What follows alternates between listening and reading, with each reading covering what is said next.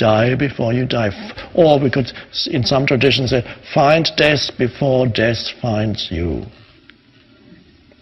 Because death will find you. And if you find death before death finds you, in Christian terms, Jesus' teaching, you find what he called eternal life. Now, eternal, of course, means not it goes on and on. It means timeless. If eternal meant it goes on and on, it would become very boring. It would become a limitation. In heaven, you would be, after a while, you say, I don't want to be in heaven anymore. Maybe there's more going on in hell.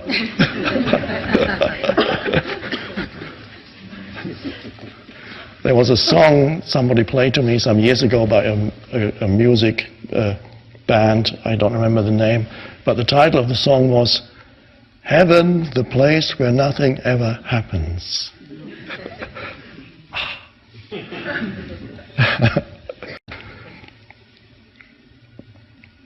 So find death before death finds you.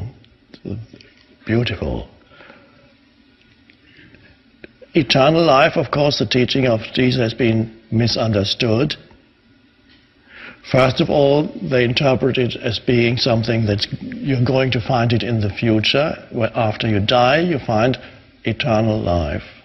And then eternal was interpreted as everlasting. There are even some translations of the Bible where it's called everlasting, but that's not right. It's eternal means timeless. So I would substitute then, I would neither call it everlasting, nor would I call it eternal anymore. I would just call it timeless. Timeless. The timeless life that you are. That's hiding in death. And so, as we realize that, more and more humans realize that dimension, that is a new evolutionary level that humanity reaches, consciously uniting with that. That means you save the world. The world becomes saved, the world out there. And it's an added bonus. Oh, that's good. And if it were to collapse, ultimately, there is no death.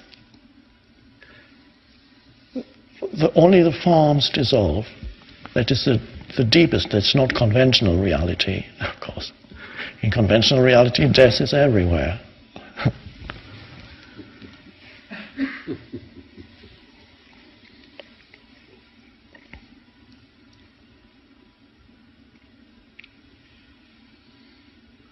So, we've had the bad news, which is everybody's going to be wiped out off the planet, okay, which ultimately is not the bad news at all. It's the good news if you realize that how so fleeting it is, that why attach yourself to form as if that were all there is. The little problems of my life obscuring the divinity of who you are, the depths of who you are. All the little stuff of your life, allowing it to completely obscure who you are, how vast you are as an expression of the whole, as an expression of the timeless life, of consciousness itself, how vast you are, and you're allowing little marital troubles and stock market concerns to obscure that.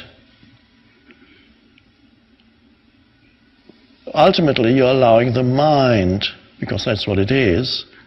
The stock market isn't the problem. Your thoughts about the stock market are the problem.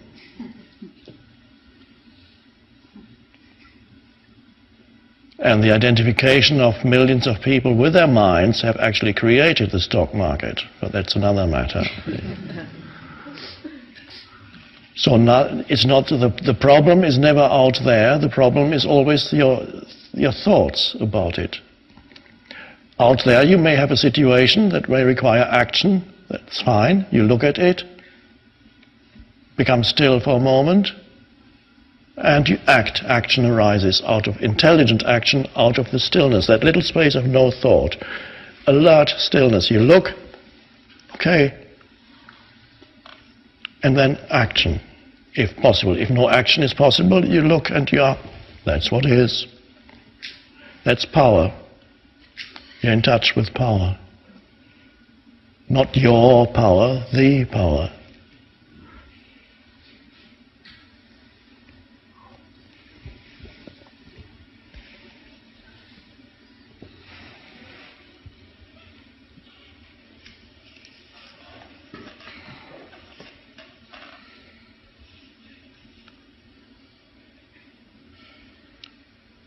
So we do not need to fear the end of the world,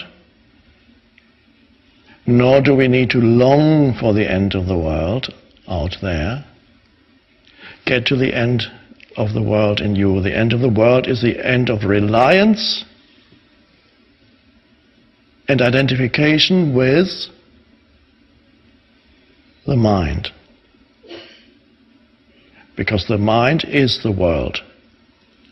You don't even know whether there is a world out there, because you can only experience it through your mind. The mind is the world. Attachment to the world really is attachment to your mind, to your thoughts. And so that is the transition from one state of consciousness to a higher state of consciousness. The relinquishment of that attachment to every thought that arises.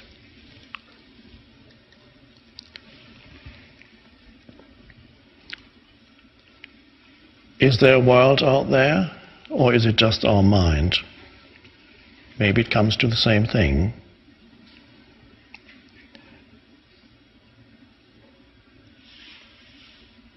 Waking up means stepping out of identification with thought. And that means death. So simple. That's death.